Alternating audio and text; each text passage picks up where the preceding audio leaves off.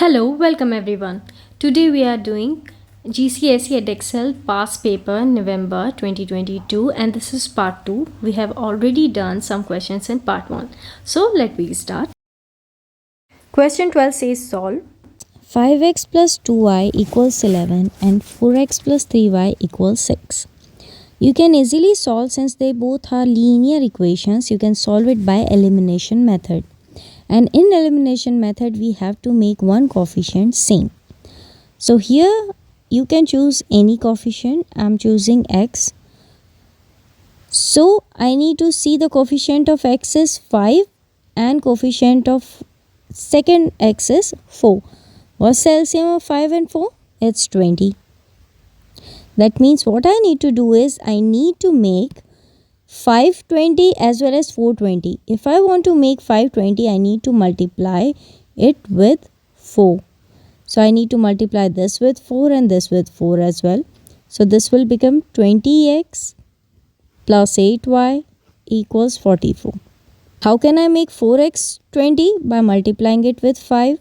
Similarly, multiplying this with 5 and multiplying this with 5. It will give me 20x plus 15y equals 30. Now just subtract it. Why I'm subtracting? That's why it's known as elimination method, as we are eliminating one variable. 20x minus 20x is 0.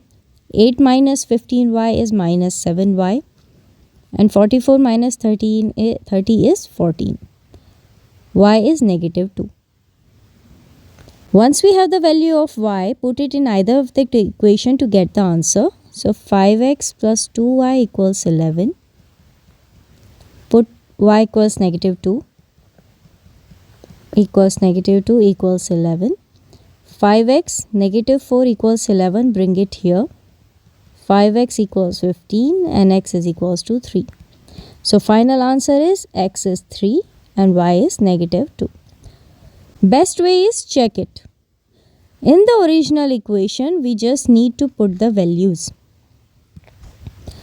If I put 3 here and minus 2 here, it should give me 11. So 5 into 3, 15 plus 2 into minus 2 is minus 4, 11. Yes. Now check second. 4 into 3 plus 3 into negative 2. 12 minus 6 is 6. Right, check it. That means our answer is correct. Question 13 says P is inversely proportional to T. Complete the following table.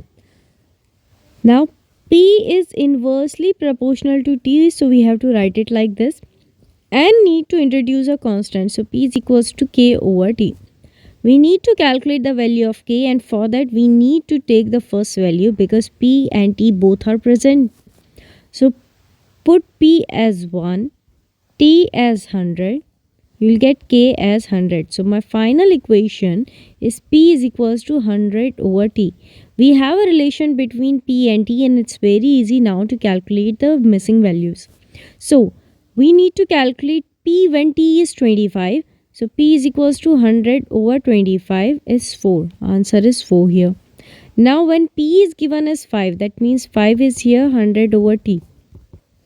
Or T is equals to 100 over 5. That will give me 20. Similarly, here T is given as 2. So P is equals to 100 over 2. That will give me 50. So now I have completed the table. Let me move on to the next question. The table shows the information about the weights in grams of some potatoes, and that's given. That means the weight between 50 to 70, there are 20 potatoes. There are 50 potatoes that have the weight between 70 to 80 kgs, and so on. The table is given. We have to plot a histogram. So histogram has a frequency density on y-axis. That means our first aim is to calculate the frequency density. Formula to calculate frequency density is frequency over class interval. Class interval, this is class interval. Upper limit minus lower limit. Here class interval is 70 minus 50. That is 20. 80 minus 70, 10. The gap between them, the range of that is your class interval. 90 minus 80, 10. 110 minus 90, 20. So these are our class intervals. Now let me calculate the frequency density. So let me make a column for frequency density. Here 20 over 20 is 1. So frequency density is 1. Then 50 frequency over class interval 10, that is 5. Third is 60 over 10, that is 6. And 30 over 20 is 1.5. We have frequency density. You can clearly see on x-axis it's the weight, that means this we have to plot. So 50 to 70, that means this is 50 to 70 and frequency density is 1. So first let me write 1, 2, 3, 4, 5, 6, 7. 50 to 60 it's 1. So I can make this one. That means all the way 50 to 60 it's 1. So you'll get this kind of rectangle. Second is from 70 to 80 it's 5. Here this is 70 to 80. That means here. Next is 80 to 90 it's 6. So 80 to 90 it's 6. This is 80 to 90 it's 6. Next is, it says 90 to 110 it's 1.5. So 90 to 110, that means from 90. So this is our final histogram. Now let me move on to the next question. The diagram shows a sector of a circle of radius 18 centimeter. The length of the arc is 4 pi centimeter. Work out the value of x. So here you have the angle given. There are two formulas for the sector and as well as for the circle to calculate its area and to calculate its curved path. This is curved path. And same for a circle, this curved path, this whole curved surface is called circumference. Circumference is 2 pi r. And when you have just some part of the circle and you need to calculate, the formula is x over 360 into 2 pi r. And x is the angle here. This is the angle. In circle, this whole angle will become 360. That's why in place of x, I'll write 360 into 2 pi r. And that's the reason it will become 2 pi r, the formula. But when you have some sort of angle, because if it's a part, then it will be x over 360 into 2 pi r. This value is given as 4 pi. Length of the arc. This is a formula to calculate length of arc. You can cancel out easily if you divide both the sides by 2 pi and 2 pi. Remaining is xr over 360 equals 2. Cross multiply. Xr is equals to 360 into 2. Radius is given as 18. So x into 18 equals 720 and x is equals to 720 over 18. So the value of x is 40 degrees. Answer is 40 degrees. Prove that 2m plus 1 whole squared minus 2n minus 1 whole squared equals 4 times m plus n times m minus n plus 1. See, either we will open it, expand this one and try to factorize it and get it like this, or if I'll partial solve both.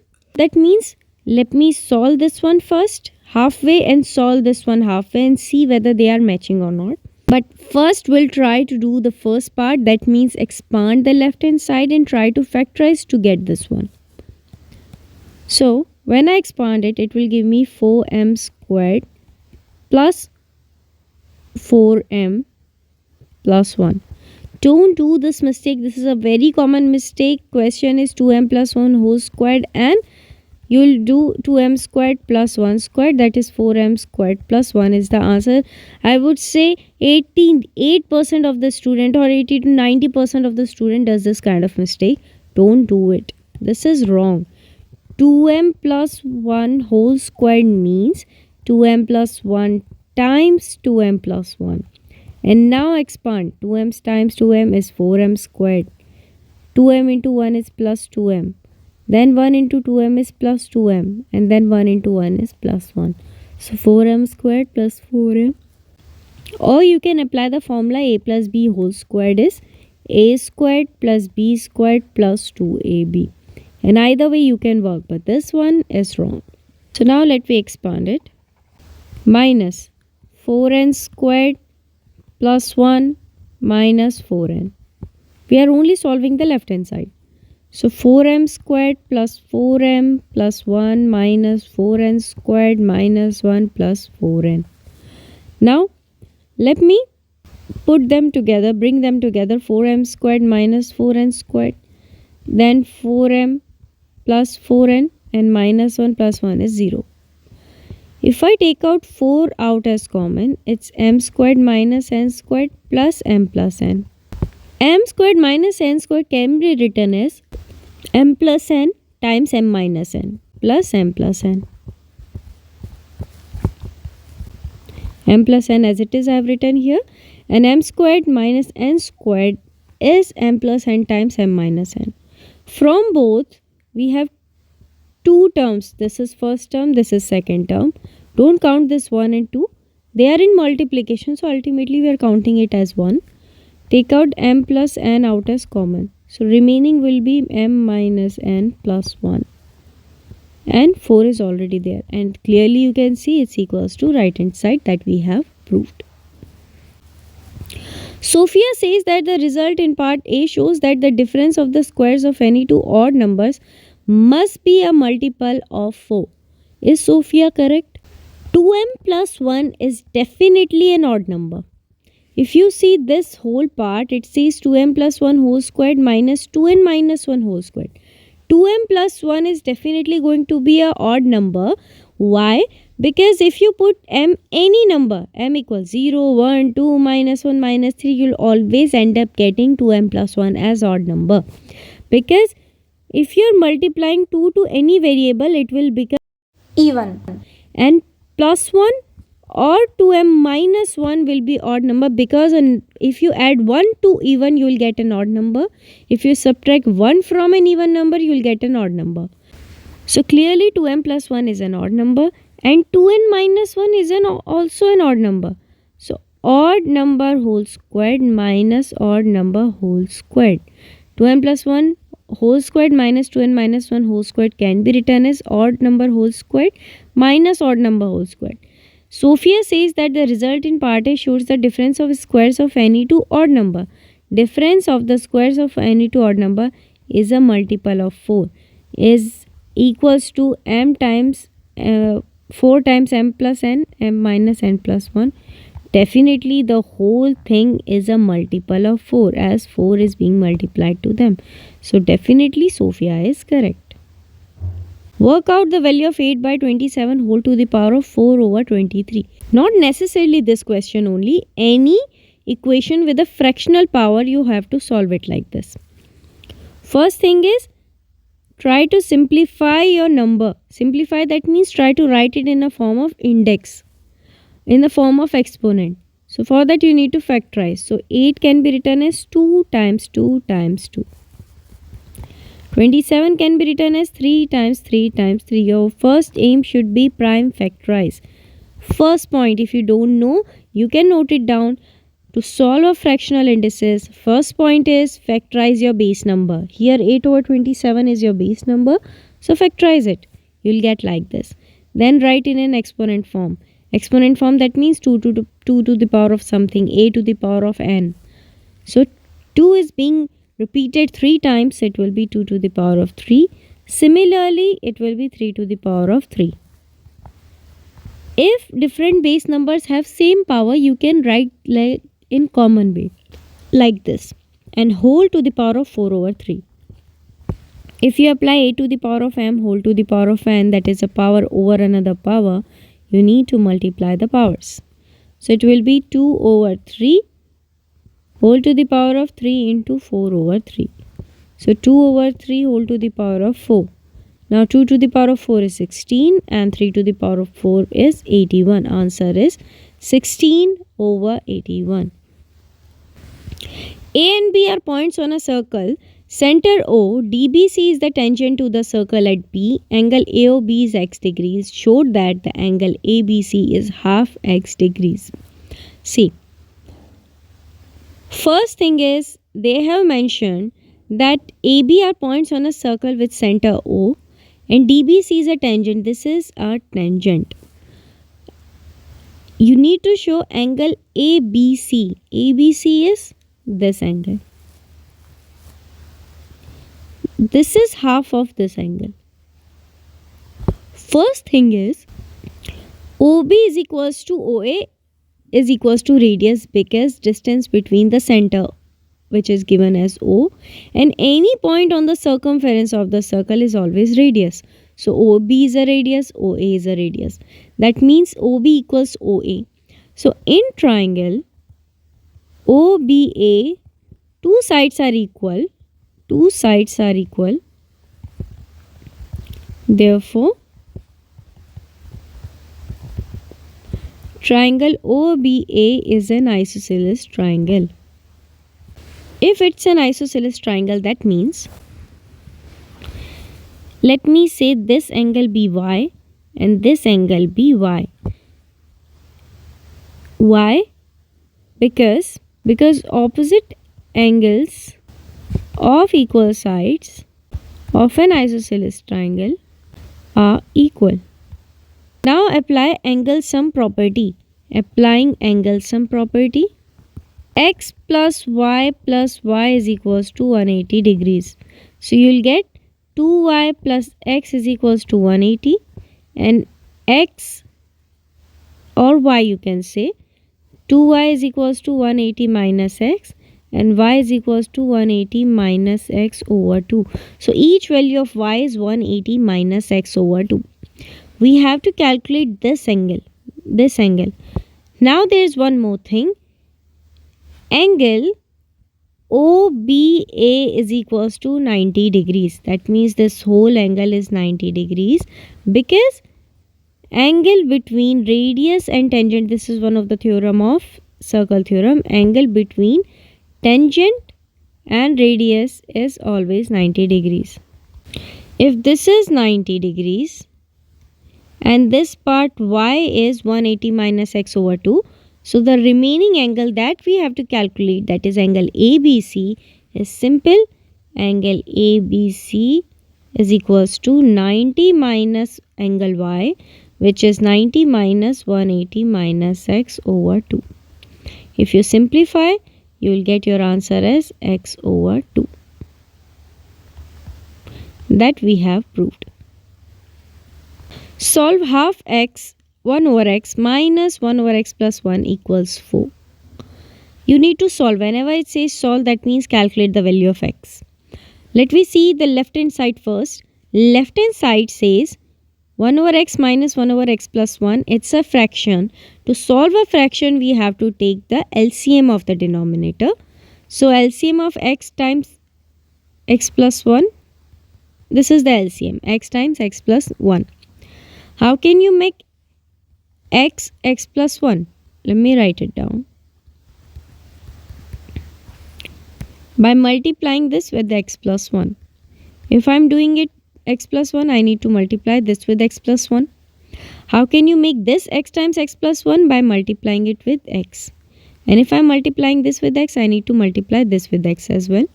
So answer will be x plus 1 over x times x plus 1 minus x over x times x plus 1 equals 4.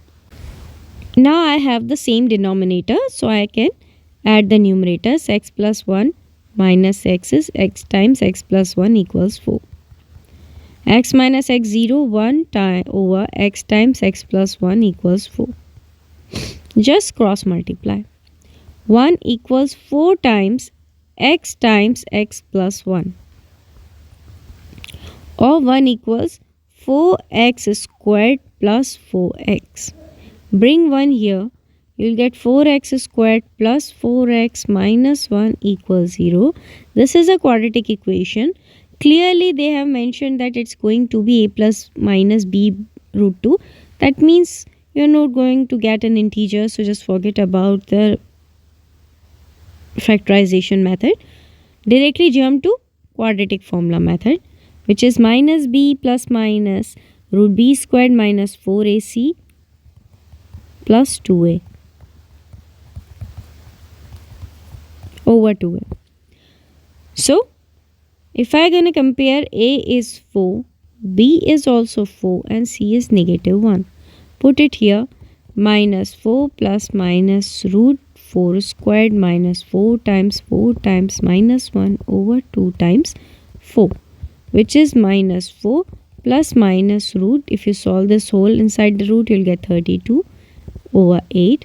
32 can be further simplified as 4 root 2 minus 4 plus minus 4 root 2 over 8, or if I divide numerator and denominator by 4, I'll get minus 1 plus minus root 2 over 2, or minus 1 over 2 plus minus 1 over 2 root 2. So our final answer is minus 1 over 2 plus minus 1 over 2 root 2.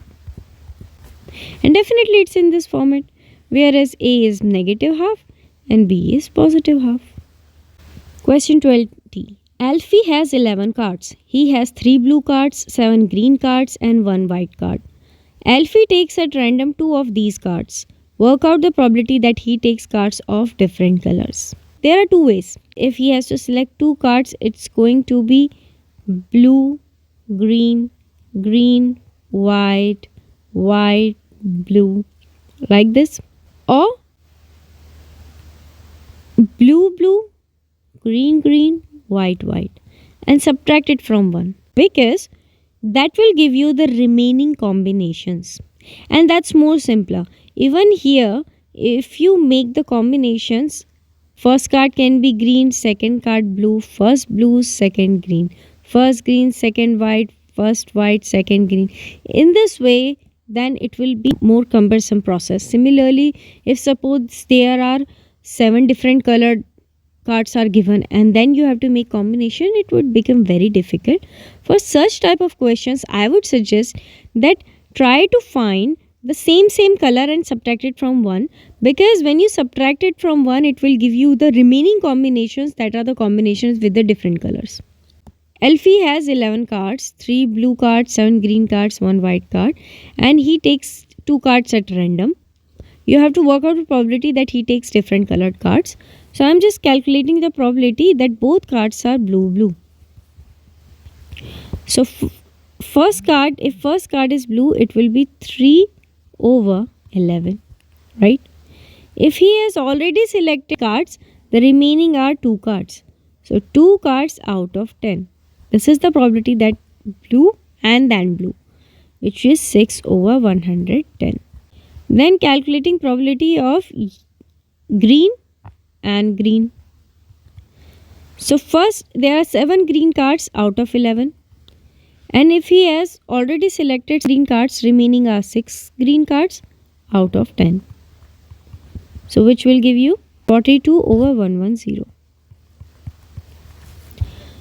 Then white and then white. Simple, there is only just one white card. So 2 possible whites are not possible at all, which is 0. Picking 2 same color is just, he can pick blue or he can pick green, which is 6 over 110 plus 42 over 110, which is 48 over 110. If I subtract it from 1 represents the all possibilities, all probability of all combination. If I subtract this part from 1, that means it will give me all the remaining combinations in which he can select the 2 cards of different colors. So it will be 1 minus 48 over 110, which is 62 over 110. So final answer is 62 over 110.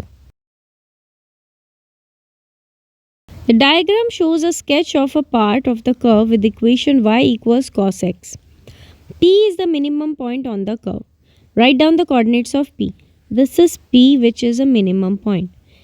X starts from 0 degrees and it reaches to 0 at pi by 2, that is 90 degrees. It reaches minimum at 180 degrees. This whole is a gap of 180 degrees, so this is going to be 270. and then 360. It cycles ends here at 360. You have to calculate the minimum point. So clearly the value of x is 180 degrees here and value of y is minimum minus 1. So we know whether it's sine or cos, the maximum value of all of them are plus 1 and minimum value is negative 1. So the coordinates are 180 comma negative 1. Final answer is 180 degrees comma negative 1. Question 22 says here is a triangle ABC. Work out the value of sine of angle ABC and give your answer in the form of m over n. That means your answer should be in a fraction. Clearly, this is not a right triangle, so you have to apply either sine rule or cosine rule. And it's very easy to identify which angle. It's sine angle ABC. That means definitely we should try first sine rule. Also, if you have one angle, two sides, there is involvement of angle. So better is we switch on to sine angle. So sine rule says sine of angle A over opposite side, which is BC over BC equals sine of angle ABC they are asking. So that means this angle equals sine of angle B over opposite angle, that is AC. Now let me substitute the values. So sine of angle A is 30 degrees, that means sine 30 over side BC is 10.7 equals sine of angle B is sine B over AC is 6.5. Now sine of 30 is 0.5 over 10.7 equals sine B over 6.5. Let me just cross multiply. I'll get sine B is equals to, and it will go up there. So 10.7 sine B is equals to 0.5 into 6.5. To get the value of sine B, divide both the sides by 10.7. You will get 0.5 times 6.5 over 10.7. Which on solving will give you 0.5 will be 5 over 10 into 65 over 10 into 107 over 10. 65 over 214. So your final answer is 65 over 214. Moving on to the next question. Here are the first 5 terms of a geometric sequence. Root 5, 10, 20 root 5, 200, 400 root 5. So first thing is you should know what is a geometric sequence. A geometric sequence is a sequence in which you keep on multiplying the same number to every previous number. So that means you are multiplying something so that you are getting 10. Your something to 20 root 5, that means a common number. That is known as common ratio. To calculate common ratio, you have to write the next term over previous term and over previous term.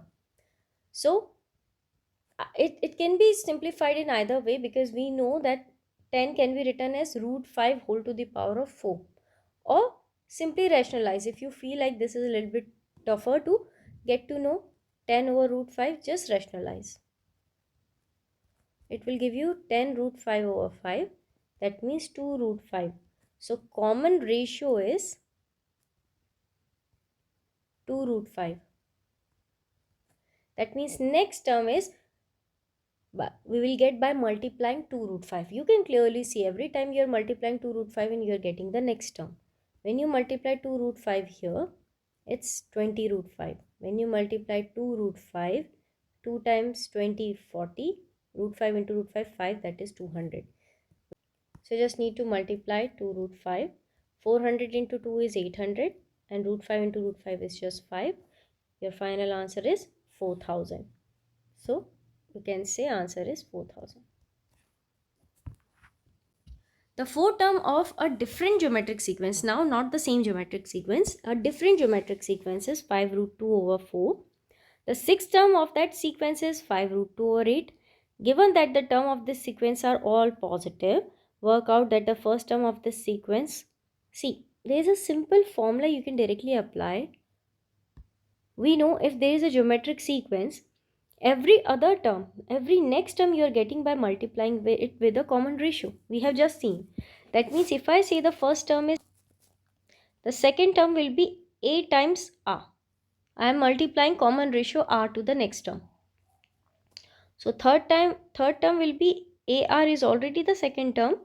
We have to multiply the common ratio to the previous term. AR is my previous term, so I need to multiply it with R. So I'll get AR squared. Fourth term will be multiplying ratio to AR squared. Will give you AR cube. Now there is a common thing.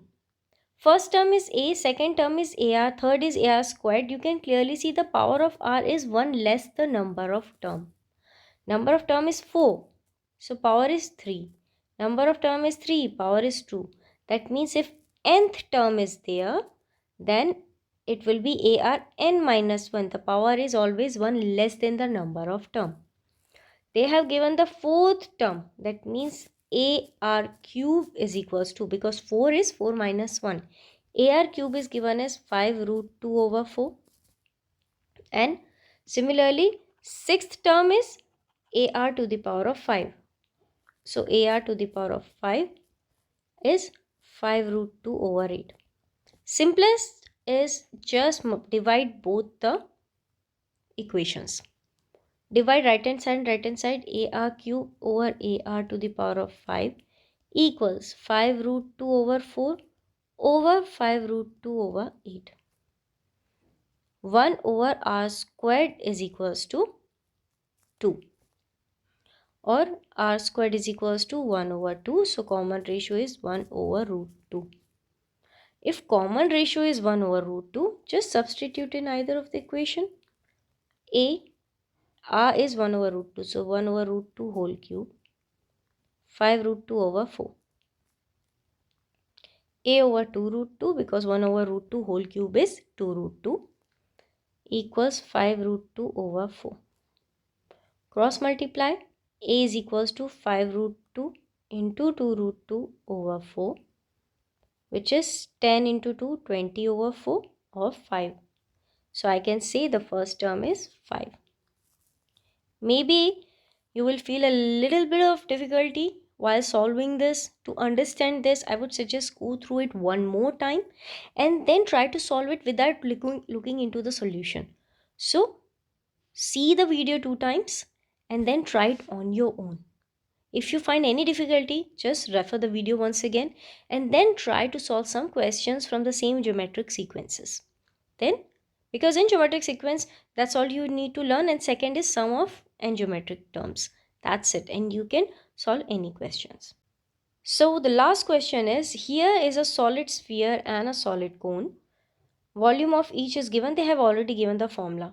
Though the formulas are very simple, you can easily learn, but if they are providing you the sheet, then need not to worry, and if they are mentioning in the question paper, that's also good.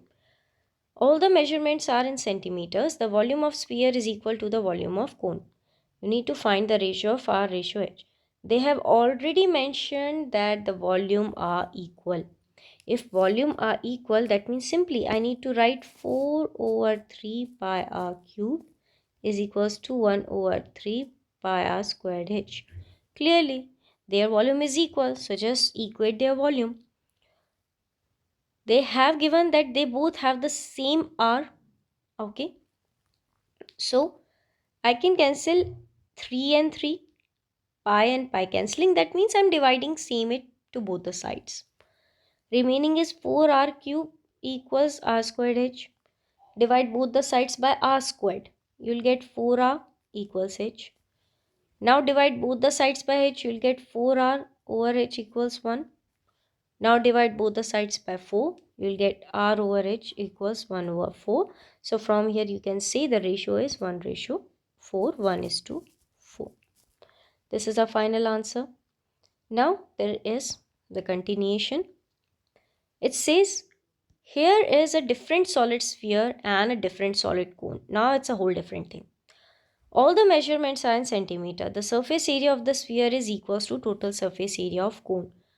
Second thing, previously the volumes were equal, now the surface area is equal. Same, you have to calculate the value of R ratio H and your answer would come out to be in form of third 1 ratio root n. Surface area, they have already mentioned that the surface area of sphere is 4 pi r squared equals. They have mentioned total surface area of cone, but this is pi r l, which is just the curved area. Don't equate 4 pi r squared just to pi r l. No, pi r l is the curved one. Total surface area includes the curved as well as the area of this base, which is a circle. And area of a circle is pi r squared. So plus add the area of the base, which is pi r squared. Divide both the sides by pi. You'll get 4r squared is equals to rl plus r squared. Still r is common. So 4r squared taking out r, l plus r. So divide both the sides by r, you'll get 4r is equals to l plus r. Bring it here, 3r is equals to l. But the ratio is between r and h, not r and l. See this cone. This cone, I can make a triangle, and even this is the definition of a cone. When I revolve a right triangle around its or about its axis, I'll get a cone. On revolving a right triangle about its own axis, you'll get a cone. So this is a right triangle. L is the slant height, R is the radius, and H is the vertical. In right triangle, I can apply Pythagoras theorem, which says h squared plus r squared is equals to L squared. So I can say L equals root h squared plus r squared. I need to replace it here. 3r is equals to root h squared plus r squared. Squaring both sides, you will get 9r squared equals h squared plus r squared. Bring it here. 8r squared is equals to h squared. Or r squared over h squared is equals to 1 over 8. I did the same thing. Divide both the sides by h squared first. You will get r squared over h squared. Second is divide both the sides by 8. Taking root, you will get r over h is equals to 1 over root 8. So this is your final answer, because it should be in this term, is in this way. So answer is going to be 1 is to root 8. That's your final answer. This was the last question of this paper. We have done all the questions. So that's it for today. Thank you. Bye and have a great day.